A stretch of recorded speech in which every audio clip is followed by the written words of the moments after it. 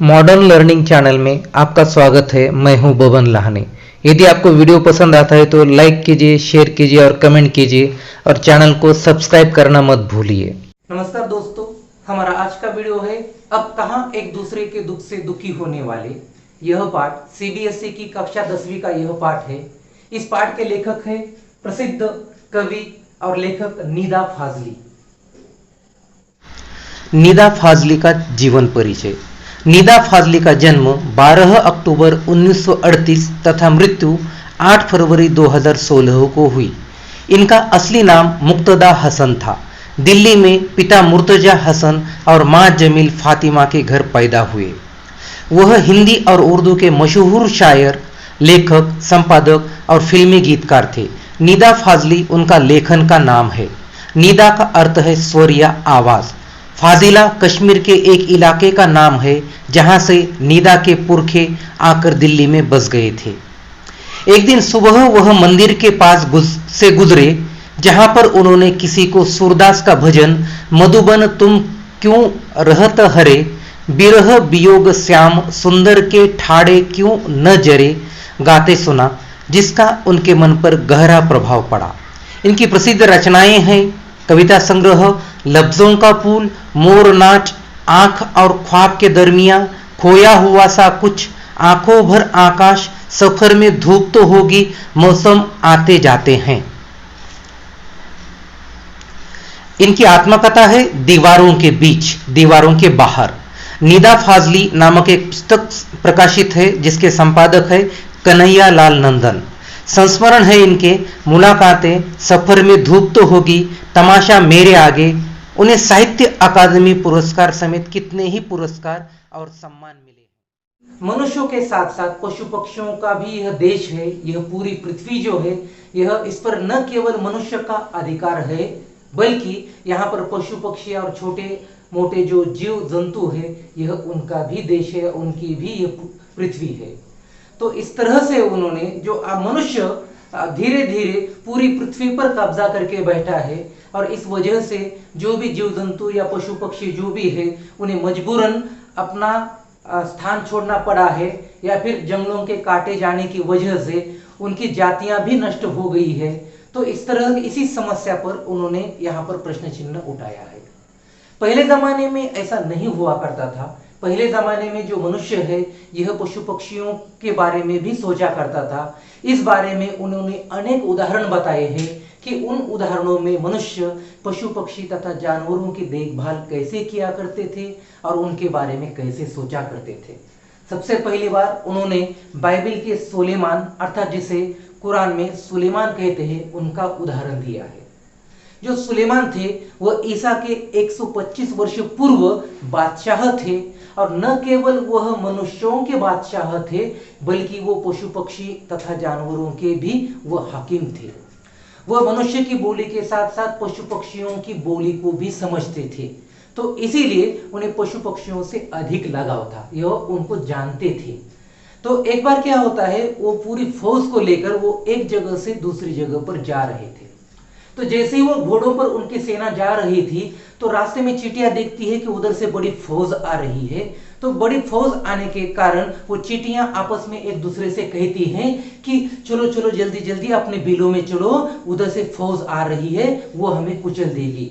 लेकिन जैसे ही इन चींटियों की बात राजा को सुनाई देती है, सुलेमान को सुनाई देती है कि वह कहता है कि घबराइए मत, मैं न केवल मनुष्यों का राजा हूं मैं बल्कि आपका भी ख्याल रखता हूं, मैं आपका भी राजा हूं। तो मुझे अल्लाह ने इतना काबिल बनाया है कि मैं आपका भी ख्याल रख सकता हूं, इसलिए मैं आपका भी राजा हूं, आपका मैं कभी नुकसान नहीं करूंगा। तो इस तरह से वे उन्हें आश्वस्त करते हैं कि मैं तुम्हारा नुकसान नहीं करने वाला हूं। और फिर चींटियां उन्हें फिर आशीर्वाद देती है और कहती है कि भगवान आपका भला करे। और इस तरह से चींटियां अपने अपने रास्ते पर चढ़ने लगती है और राजा सुलेमान भी लश्कर लेकर अपने लक्ष्य की ओर आगे बढ़ता है। ऐसी ही एक और घटना निदा फाजली जी ने बताई है आगे। वो यह है कि सिंधी के महाकवि शेख अयाज, इन्होंने अपनी आत्मकथा में एक उदाहरण लिखा है और वो यह है कि उनके पिताजी एक बार कुएं से नहाकर आए थे और कुएं से नहाकर आने के बाद खाना खाने के लिए बैठे थे।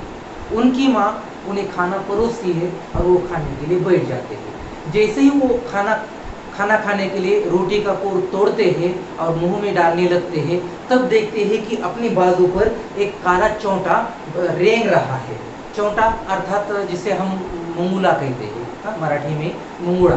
तो वो काला चौंटा उनकी बाजू पर रेंग रहा था।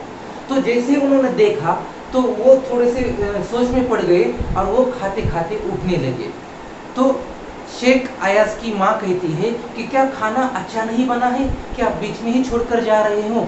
तो कहते हैं कि नहीं, मैंने एक बेघर को एक घर वाले को मैंने बेघर किया है, मतलब उसके घर से मैंने दूसरी जगह पर उसे लेकर आया हूँ। तो जिसे मैंने बेघर किया है, मैं उसे उसके घर पर छोड़ने के लिए कुएं पर जाता हूँ। ऐसा कहकर वो कुएं पर गए और वहां पर उसे उस काले चौंटे को वहां पर उन्होंने छोड़ दिया। इसी तरह से निदा फजली जी ने और एक उदाहरण दिया है कि जो पशु पक्षियों का ख्याल कैसे रखते थे, इसका एक उदाहरण दिया है। बाइबिल जैसे पावन ग्रंथों में एक उदाहरण मिलता है, जैसे कि जो है पैगंबर नूह के नाम से उदाहरण है। उनका असल में नाम उनका लश्कर था, लेकिन अरब में उन्हें नूह नाम से जानते हैं।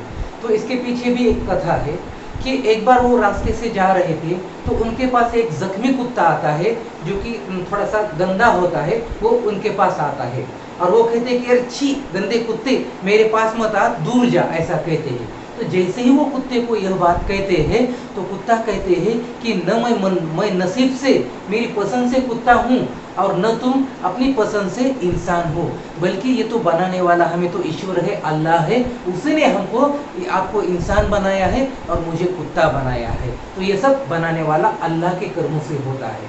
तो इस तरह से हम तय करने वाले कोई नहीं होते हैं। तो ये बात सुनकर नूह जो है ये परेशान हो जाते हैं। फिर एक पंक्ति उन्हें याद आती है कि मट्टी से मट्टी मिले होके सभी निशान, मट्टी से मट्टी मिले होके सभी निशान, किसने कितना कौन है, किसमें कितना कौन है, कैसे हो पहचान। तो इस तरह से उनकी अवस्था हो जाती है कि हम पहचान नहीं पाते हैं कि मनुष्य को कि किसमें क्या है, ईश्वर कहाँ पर है, ईश्वर ने किसको बनाया है, तो ये हम समझ नहीं पाते हैं। बनाने वाला ईश्वर ही होता है। तो इस बात को याद करते हुए वो जीवन भर अंत में पछताते रहते हैं कि मैंने कुत्ते के साथ बहुत ही गंदा व्यवहार किया है। तो इस तरह से वे अंत तक रोते रहते हैं, अपने जीवन के अंत तक रोते रहते हैं। तो इसीलिए उनका नाम नूह पड़ा हुआ था। तो यही एक उदाहरण कुत्ते के बारे में। और एक उदाहरण मिलता है महाभारत में, युधिष्ठिर का उदाहरण भी है। जब अंत समय में युधिष्ठिर का साथ सभी छोड़ देते हैं और वो अकेले पड़ जाते हैं, तो उनके जीवन को, उनके एकांत को स्थान देने वाला, उनके एकांत को शांत करने वाला एक कुत्ता ही होता है कि जो अंत तक उनका साथ देता है।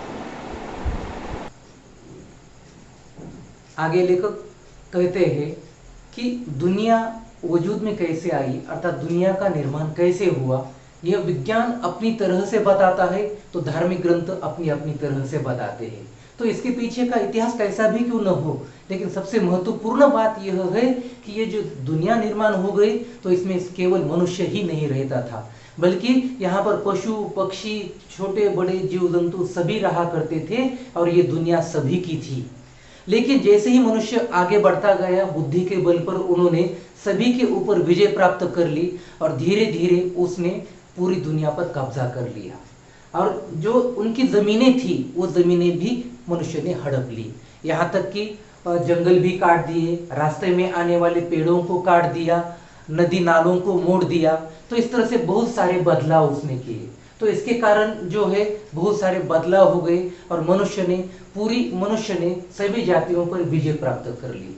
तो इस तरह से पशु पक्षी कुछ नष्ट भी होते चले गए और कुछ ने अपनी आशियाना वहां से छोड़ दिया। वे आगे बताते हैं कि मनुष्य तो शुरू में एक साथ रहा करते थे, मतलब सभी बहुत बड़े परिवार में एक साथ रहा करते थे। तो सभी लोग बड़े बड़े मकानों में आंगन में बैठते थे, सब एक साथ खाना खाया करते थे। तब सभी में आत्मीयता थी, सभी अपने रिश्तों को मानते थे। लेकिन जैसे जैसे समय बीतता गया, हमारी जनसंख्या बढ़ती गई, वैसे वैसे मनुष्य अपने आप से अलग होने लगा। बड़े परिवारों से सिमटकर वो छोटे परिवारों में बढ़ गया। जो बड़े बड़े घरों में रहा करता था अब डिब्बे में रहने लगा है और वह अब अकेला बन गया है। तो इस तरह से वो अब दुनिया से हटता चला गया है और जनसंख्या इतनी बढ़ती गई कि उसने न केवल जंगलों को काटकर बल्कि समुद्र या पर्वत, नदी, नालों सभी पर कब्जा प्राप्त किया है उसने। तो यही कारण है कि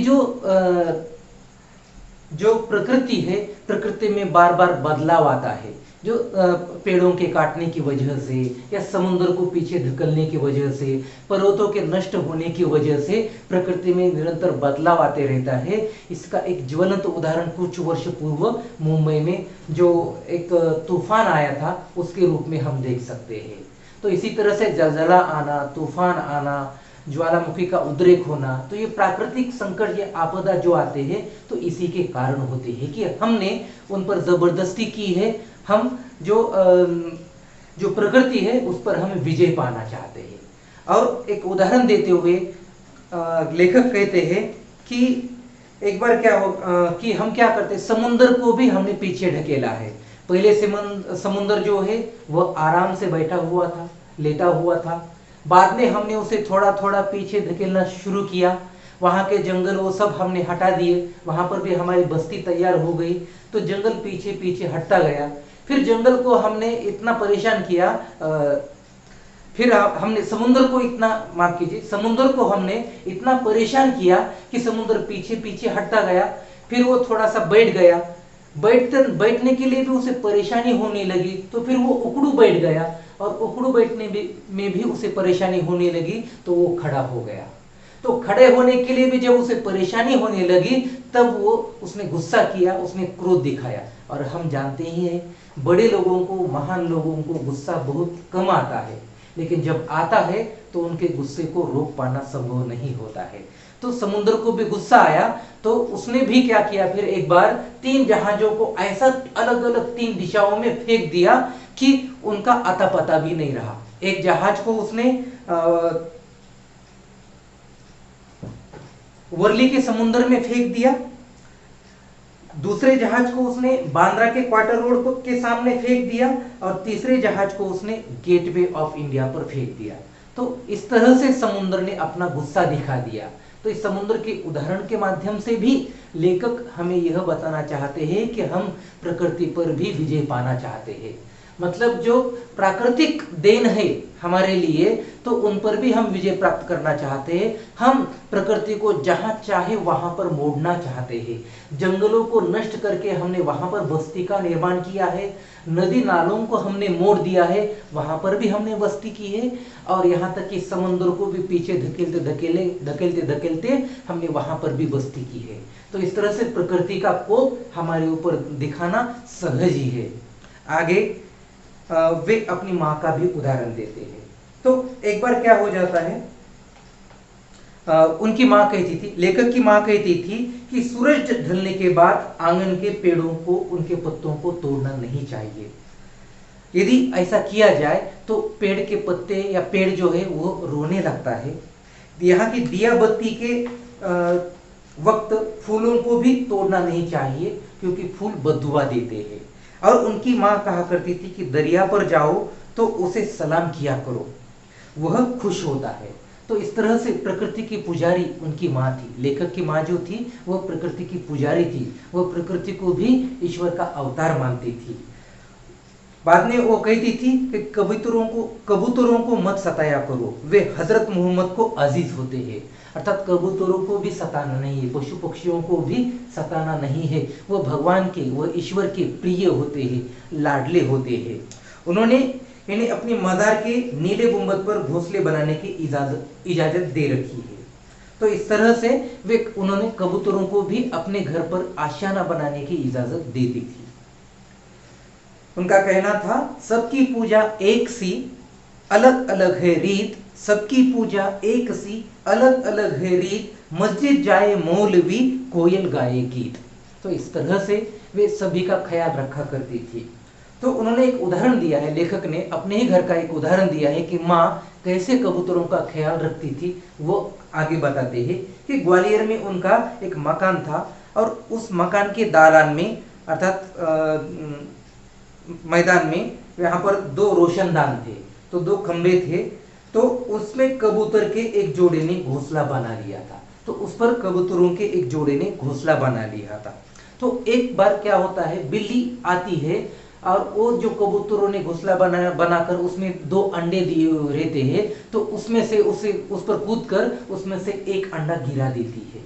तो जैसे ही उनकी माँ, लेखक की माँ देखती है कि कबूतर का एक अंडा गिरकर टूट गया है, तो इसीलिए वो दूसरे अंडे को स्टूल पर चढ़कर थोड़ा सा संभाल कर रखने की कोशिश करती है, लेकिन उनकी इसी कोशिश में दूसरा अंडा भी उनके हाथों से अनजाने में नीचे गिर जाता है और वो देखती है तो क्या है, उसके हाथ से नुकसान हुआ है कि अब कबूतर क्या सोचेंगे, उसने क्या ऐसा मेरे हाथ से कैसे हो गया, ये बात वो दिन भर सोचती रहती है और इसका पछतावा करने के लिए वो दिन भर उपवास रखती है, रोजा रखती है। वो कुछ भी दिन भर खाना नहीं खाती है और पूरी दिन भर और रात भर रोती रहती है कि मेरे हाथ से इतना बड़ा पाप कैसे हो गया, मेरे हाथों से इतना बड़ा नुकसान कैसे हो गया, ये सोचती है और पश्चाताप के रूप में वो पूरे दिन भर रोजा रखती है, उपवास रखती है। तो इस तरह से उनका ख्याल रखने वाली उनकी माता थी।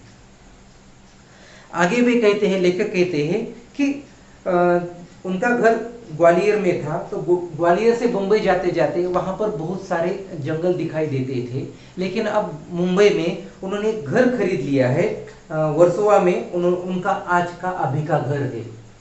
तो वहां पर पहले बहुत बड़ा जंगल हुआ करता था, तो मनुष्य ने उन जंगलों को काटकर वहां पर बस्ती निर्माण की और फिर धीरे धीरे वहां पर जो भी पशु पक्षी रहने वाले थे वो पशु पक्षी ने अपने घर को वहां से छोड़ दिया और कुछ ने वहीं पर रहना सीख लिया आजू बाजू में, और कुछ ने छोड़कर वहां से दूसरे जंगल में चले गए। तो इस तरह से जंगलों को काटकर वहां पर भी बस्ती का निर्माण किया गया।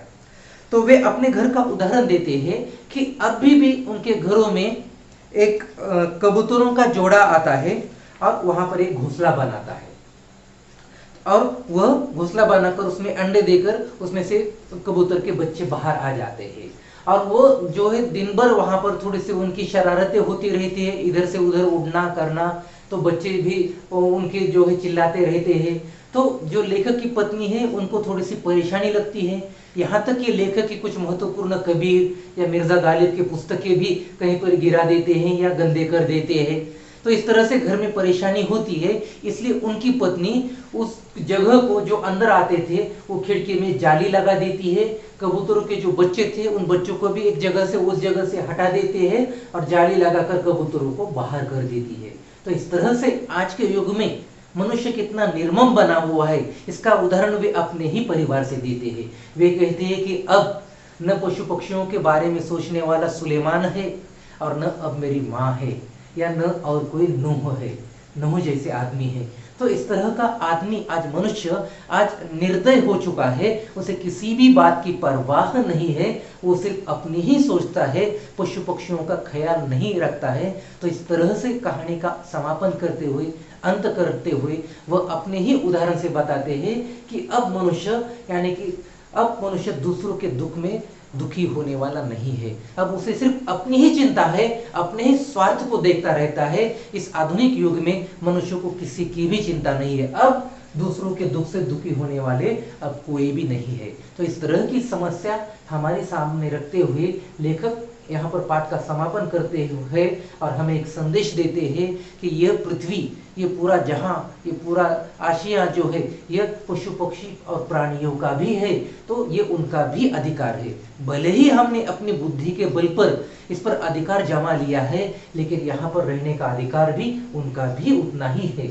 इस तरह से हमें भी अपने पशु पक्षियों के साथ अच्छी तरह से व्यवहार करना चाहिए और उन्हें भी इस दुनिया में, इस पृथ्वी पर स्थान देना चाहिए। धन्यवाद। हम जल्द ही मिलते हैं एक नए वीडियो के साथ, तब तक के लिए धन्यवाद।